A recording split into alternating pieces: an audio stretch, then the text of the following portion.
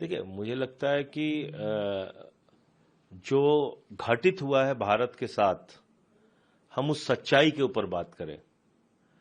घटित ये हुआ है कि पाकिस्तान को पूरी तरीके से हथियार, मिसाइल, ड्रोन्स, सारा कुछ सपोर्ट अगर कहीं से मिला है तो चीन से मिला है, अजरबैजान से मिला है, टर्की से मिला है।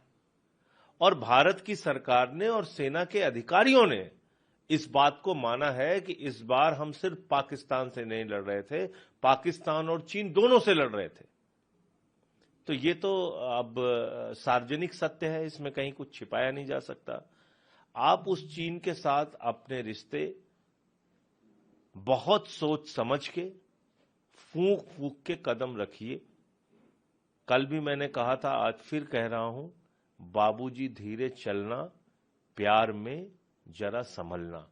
ऐसे मत किया करो कि आप तुरंत पहुंच के गले लगाने लगते हो, कभी झूला झूलाने लगते हो, कभी साष्टांग दंडवत हो जाते हो, कभी तारीफों के पुल बांधने। किस बात के लिए आप धन्यवाद दे रहे हैं भाई चीन को? इसलिए कि हमारी 26 बहनों के माथे के सिंदूर उजड़ गए? इसलिए कि गलवान घाटी में 20 जवानों की हमारे शहादत हुई? इसलिए कि चीन अलग अलग इलाकों में नॉर्थ ईस्ट से लेके और लद्दाख तक में घुसपैठ करता है? किस बात के लिए आपने चीन को धन्यवाद दिया? इस बात के लिए कि उन्होंने लड़ाई के वक्त पाकिस्तान का साथ दिया, आतंकवादियों का साथ दिया। और क्या कह रहा है चीन? कह रहा है पाकिस्तान आतंकवाद से पीड़ित देश है। इससे ज्यादा शर्मनाक बात क्या हो सकती है? तो मुझे लगता है कि इतना जल्दी आप अपने स्टैंड को अगर बदलेंगे, आपने 40 लाख करोड़ रुपए का व्यापार दिया 6 साल में। भारत के अंदर जो चीन से आयात हुआ है 6 वर्षों में, वो हुआ है 40 लाख करोड़ रुपए। मैं मोदी भक्तों को बताना चाहता हूं, 40 लाख करोड़ लिखते लिखते थक जाओगे, इतना जीरो लगाना पड़ेगा।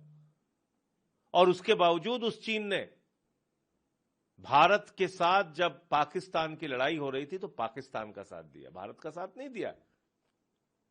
और आज आप पूरा जिंगपिंग जिंगपिंग कर रहे हैं चारों तरफ। सारा मीडिया मैं देख रहा हूं, सारे मोदी भक्त गुणगान करने में लगे हुए हैं। तो इस तरह से मुझे लगता है कि ये विदेश नीति भारत की ठीक नहीं है और बहुत संभल के, सोच समझ के कदम रखना चाहिए। ये वही व्यक्ति हैं आदरणीय नरेंद्र मोदी जी, जो कहते थे कि लाल आंख दिखाओ। अब ना इनकी लाल आंख दिख रही है, न नीली आंख दिख रही है, न पीली आंख दिख रही है।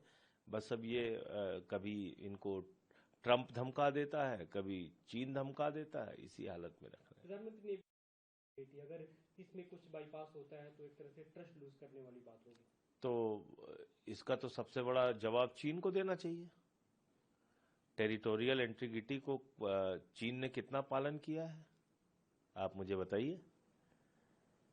तो मुझे लगता है कि आज जो हालत है इस समय, उसमें चीन के साथ कोई भी कदम, मैं फिर दोहरा रहा हूं, बहुत सोच समझ के आगे बढ़ाना चाहिए। गर्मियों की छुट्टी होने वाली थी, मेरे पापा आने वाले थे, तो हम लोग सभी खुश थे। तो मैं एक बेड पे चढ़ के डांस कर रहे थे, डांस कर रहा था, लेकिन वो पहले ही आ गए। फ्रीज। तो मैं उस समय तो कंटिन्यू नहीं कर सकता था ना, तो फ्रीज फ्रेम टाइप का हो गया। कसम पैदा कर